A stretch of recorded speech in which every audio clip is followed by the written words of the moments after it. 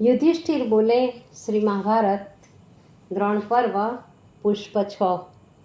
युधिष्ठिर बोले, कुमार तुम इसे भेद कर प्रवेश करने के लिए मार्ग बनाओ।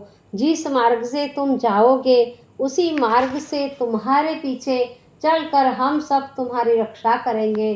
तुम निश्चित होकर व्यूह में प्रवेश करो। युधिष्ठिर की आज्ञा पाकर अभिमन्यु ने अपने सारथी को द्रोणाचार्य की सेना की ओर रथ ले चलने की आज्ञा दी।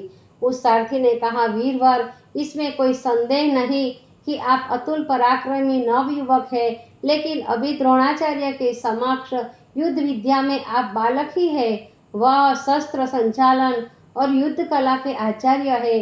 आपके पिता महाराज तक तो उनके शिष्य है, फिर भला आप उनका सामना किस प्रकार कर पाएंगे। आज आपने अपनी शक्ति से अधिक भार उठा लिया है।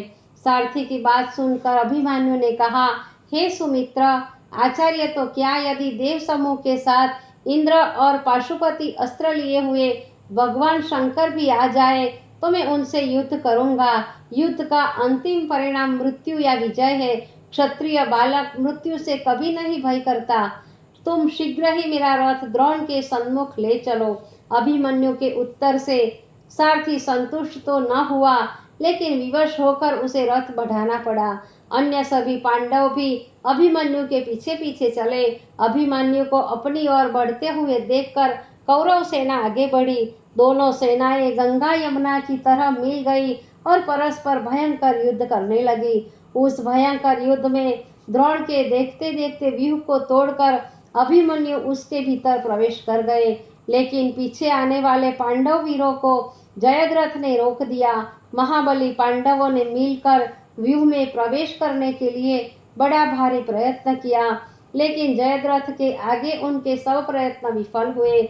इधर कौरवों ने समय पाकर टूटे हुए व्यूह को फिर से ठीक कर लिया और अभिमन्यु को व्यूह के भीतर पाकर चारों ओर से उसे घेर लिया। लेकिन जो कोई भी अर्जुन पुत्र अभिमन्यु के सन्मुख आया उसी को अपने मर्मभेदी बाणों से धाराशायी करने लगा। इस समय कौरव और उसकी सेना प्राण बचाकर दसों दिशाओं को भागने लगी। पराक्रमी अभिमन्यु के द्वारा अपनी सेना को इस प्रकार संहार होते हुए देख दुर्योधन ने उन पर आक्रमण किया, लेकिन अभिमन्यु के प्रत्याक्रमण ने दुर्योधन को विचलित कर दिया।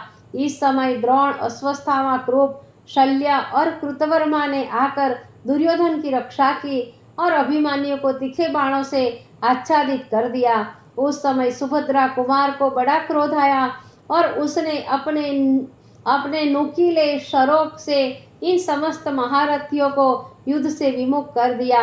इस तरह युद्ध के परांगमुख महारथियों को देखकर अभिमन्यु ने विजयोल्लास से सिंहनाद किया। अभिमन्यु ने भी 10 बाणों से अश्वक के रथ, सारथी, घोड़े, ध्वजा और उसके मस्तक को काटकर पृथ्वी पर गिरा दिया। तत्पश्चात शल्य को अपने पास खड़ा देखकर अर्जुन कुमार ने उनको भी बड़ा क्लेशित किया और विषैले बाण मारकर उन्हें मूर्छित कर दिया। अपने ज्येष्ठ भ्राता की यह दशा देखकर शल्य के छोटे भाई ने अभिमन्यु पर आक्रमण किया, किंतु अभिमन्यु का युद्ध कौशल यहाँ तक चढ़ा था कि उसने शल्य के छोटे भाई को उसके सारथी, चक्र, रक्षक, घोड़ों सहित मार गिराया। तब तो उसके अनुचर चारों दिशाओं में भागने लगे। अभिमन्यु के इस तांडव नृत्य को देखकर कौरव सेना थर थर कांपने लगी। इस समय दुशासन बड़े वेग से अभिमन्यु पर लपका। अभिमन्यु और दुशासन दोनों ही रथ युद्ध में परम निपुण थे। वे बड़े कौशल से युद्ध करने लगे।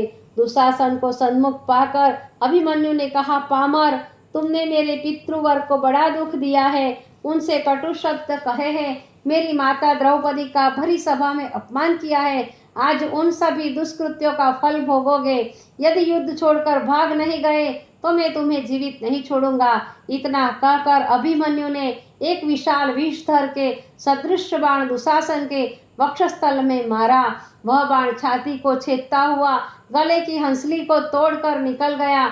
इसके पश्चात अभिमन्यु ने 25 बाण और मारे।